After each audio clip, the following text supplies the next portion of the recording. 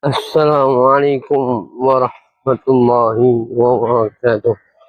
Nak bagi tuan-puan yang mulia. Alhamdulillah, hari ini 23 April 2026, hari Khamis.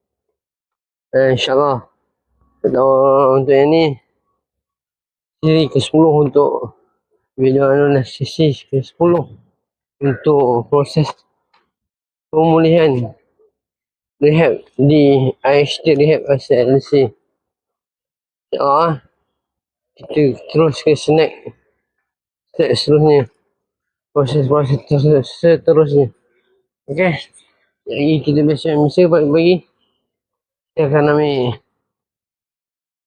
BP. Kita jumpa, bye. Biasa pagi ni kita tunggu apa ni, Mansuri IHT Rehab akan ambil BP.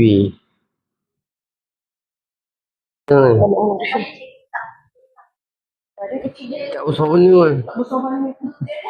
Siapa nama? Cikgu apa cikgu? Cikgu Erni. Nama dia Wawa. Lah dia pula nama yang ni. Oh saya? Ya. Oh Cikgu okey. Yang seorang Wawa, seorang Sepaka.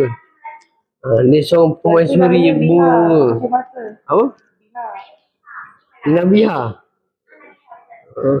Asal tertuyung lu? Tengah jalan. Apa ni? Nanti Wawa. mana boleh? Ha? Ni? Okey. Ni Cikgu Erni, zaman Peroli.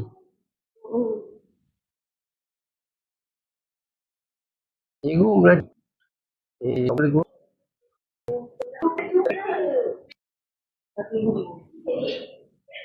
Tengok apa pesan? 12279.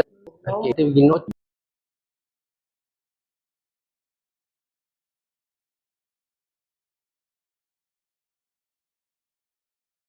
Kita naik lift tak tinggi, tinggal satu ke.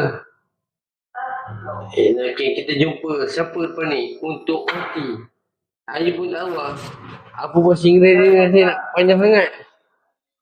Bahasa Melayu ni bahasa tukar ni cara kerja. Siapa